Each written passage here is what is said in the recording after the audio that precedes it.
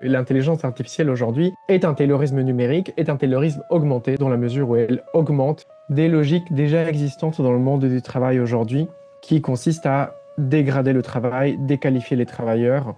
L'IA est une arme de plus entre les mains des employeurs contre les salariés. Lui, c'est Juan Sebastián Carbonell, sociologue et auteur d'un taylorisme augmenté, critique de l'intelligence artificielle. Dans ce livre, il récuse toute idée d'émancipation ou de progrès liée à l'IA. Il appelle au contraire à y résister. Bienvenue dans Question d'Option, IA au travail, un podcast de la rédaction d'Option, média d'information sociale des cadres, ingénieurs et techniciens de l'UGIC de CGT. Dans cet épisode, Juan Sebastián Carbonell nous explique pourquoi, à ses yeux, l'IA n'est pas une libération des tâches fastidieuses et répétitives, mais un asservissement. On entend beaucoup l'idée que l'intelligence artificielle serait bonne pour les salariés parce que le travail deviendrait plus complexe, plus intéressant, plus abstrait. Et donc les salariés auraient besoin de se qualifier et tout le monde en tirerait bénéfice.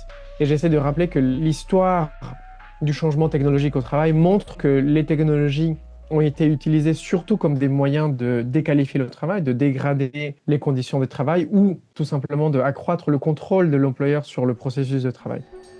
Là réside l'essence même du taylorisme.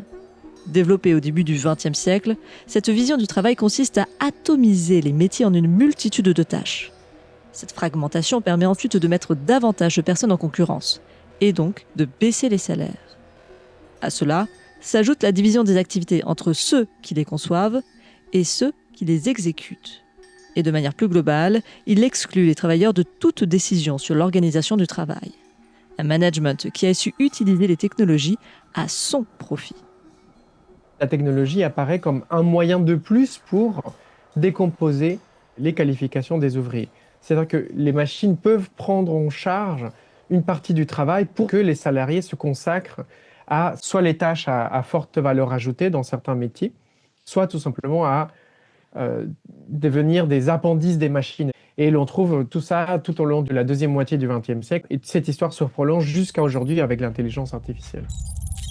Les salariés peuvent parfois subir une dépossession machinique, soit la perte de connaissances tacites ou de gestes professionnels, une sorte d'affaiblissement de leur capacité, c'est-à-dire leur capacité à pouvoir faire seuls. Avec la mise en place, par exemple, du management algorithmique ou d'outils numériques dans l'organisation du travail, les ouvriers, justement, reçoivent les instructions de travail dans une oreillette, dans un casque, et justement, la commande vocale leur dicte littéralement le geste à accomplir à chaque instant. Et cette logique, on la retrouve avec l'intelligence artificielle chez les cadres, où cette fois-ci, notamment dans les professions créatives auxquelles je m'intéresse, sont dépossédés de la dimension créative de leur métier. Et c'est en cela qu'on retrouve cette idée de devenir des appendices de la machine, de corriger dans le cas des traductions produites par une machine. Donc on devient des post-éditeurs, éditrices, au lieu d'être tout simplement des traducteurs, des traductrices. Pour le sociologue, cette libération des tâches cache autre chose. L'intelligence artificielle, comme dans d'autres environnements, un robot, une machine, peut prendre en charge certaines tâches les plus répétitives ou les plus physiques dans les milieux industriels. C'est aussi pour que les salariés se consacrent à d'autres tâches, les tâches entre guillemets à valeur ajoutée, etc. Mais ce qui produit inévitablement une intensification du travail. Moi, je suis de l'avis qu'un outil qui est pensé comme un outil de domination ne veut pas juste être réemployé à des fins émancipatrices.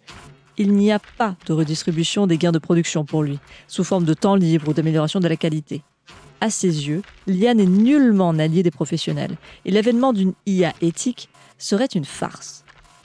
Ça dépend de qu'est-ce que l'on comprend par éthique, c'est-à-dire une intelligence artificielle qui, pour être entraînée, n'a pas besoin de recourir au micro-travail de travailleurs précaires au Madagascar, une IA qui n'a pas besoin pour fonctionner énormément de données volées à des millions d'utilisateurs ou à des salariés eux-mêmes, une IA qui n'a pas besoin de consommer énormément d'énergie, énormément d'eau, énormément de matériaux rares. Du coup, on sort de la trajectoire technologique de l'intelligence artificielle telle qu'elle existe aujourd'hui.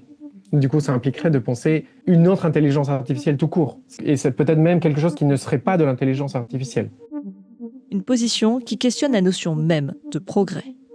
S'opposer au changement technologique au travail n'a rien de conservateur, n'a rien de réactionnaire et implique en réalité adopter une position progressiste qui consiste aussi à défendre l'idée qu'un autre changement technologique est possible qui serait respectueux des populations, qui ne serait pas nocif pour la planète, qui serait respectueux aussi des droits des travailleuses et des travailleurs, de leurs qualifications et de leurs conditions de travail.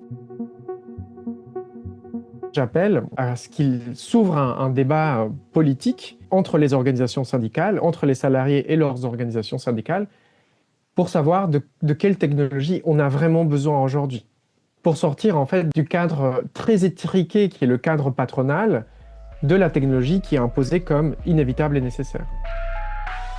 C'était Question d'Options IA au travail, un podcast de la rédaction d'Options de Logique de CGT. Réalisation, Amanda Breuer-Rivera. Relecture, Guillaume Lenormand. Édition, Lénie Nicolet. Rédaction en chef, Christine Lab. Direction de la rédaction, Caroline Blanchot. Retrouvez plus d'informations et davantage de podcasts sur notre site internet www.media-options ainsi que sur nos réseaux sociaux. À bientôt!